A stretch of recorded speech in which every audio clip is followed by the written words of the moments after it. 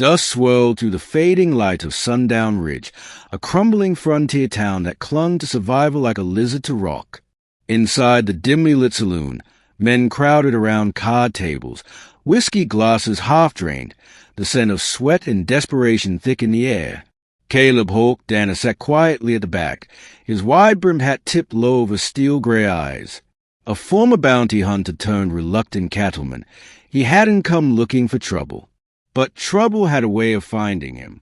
At the far table, a bloated man named Sheriff Elwood Denton slammed his cards down. "Full house. Boys, read 'em and weep." The gambler across from him, a twitchy fellow called Tate, went pale.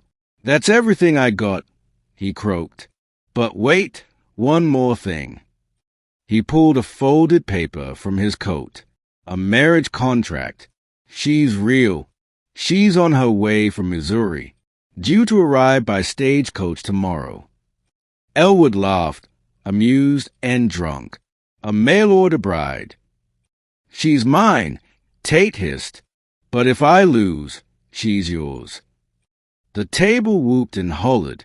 That's when Caleb stood up, his tall frame cutting through the noise. "Deal me in." Men toned. No one had noticed him enter the game, but no one argued.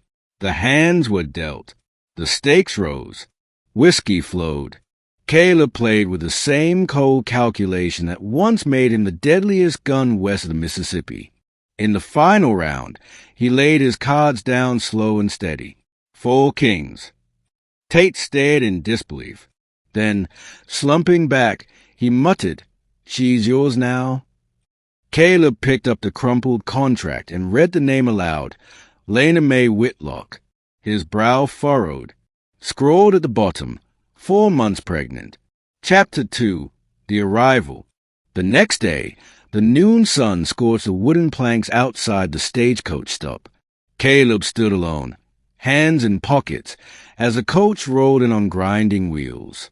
The door creaked open, and out stepped a woman in a dusty blue dress, her belly round and her face drawn with exhaustion.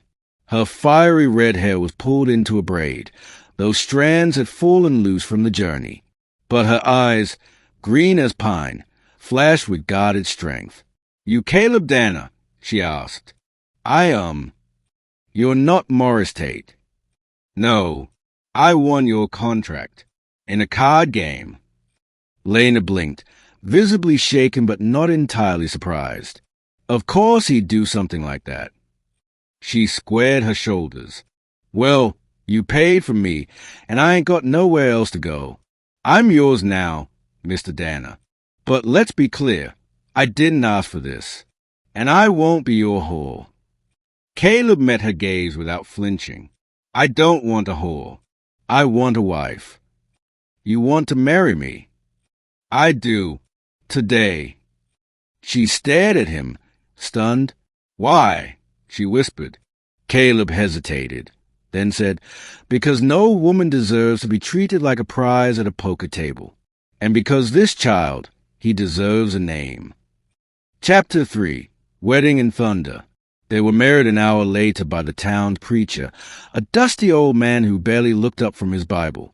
No guests, no music, just Caleb, Lena, and the weight of an uncertain future. The townsfolk watched from porches and saloon windows, whispering behind cupped hands. "She's pregnant. Bet he just wants a land grant. No one marries a woman like that out of kindness." But Caleb ignored them. He took Lena to his small ranch on the edge of town, 3 acres, a half-built barn, and a cabin barely big enough for 2. That night, Lena sat on the porch while a storm rolled across the plains. Lightning flashed, and thunder cracked open the silence. Inside, Caleb poured water into a kettle. "You all right?" Lena didn't look at him. "This baby ain't yours, you know." "I know. You don't even know who the father is." "I don't need to." She turned then, eyes glossy. "He beat me, left me bleeding in the brush. Said he'd kill me if I came back." Caleb's jaw clenched. "I've been used up, Mr. Danner. I ain't what a wife's supposed to be. You're strong, he said simply. That's more than most. And for the first time, she believed him. Chapter 4, Blood and Fire. Weeks passed. The ranch took shape. Caleb worked dawn till dusk, and Lena, belly swelling, cooked, cleaned, and even helped mend fence posts. They barely touched. Not out of coldness, but caution, respect. But something simmered beneath the quiet. Then one night, trouble came. The door burst open with a crash.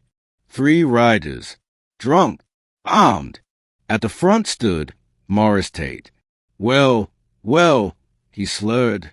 Looks like my girl's gone soft living with a hero. Caleb moved like lightning, stepping between them. You're trespassing. I came for what's mine. She's my wife. Tate grinned, pulling a pistol. Then you can die her husband. Before the shot rang out, Caleb tackled him. The 2 men slammed into the wall, grappling. A gun went off. The cabin filled with smoke and screams. Lena grabbed a fire poker, swung it hard. One of the men fell with a groan. Caleb stood blooded but alive. Tate, lying on the floor, gasped through cracked ribs. Next time, Caleb warned, dragging him out the door, you won't get the chance to crawl away. Chapter 5. A Life Worth Saving. After the attack, everything changed. Lena tended Caleb's wounds with shaking hands. You could have been killed.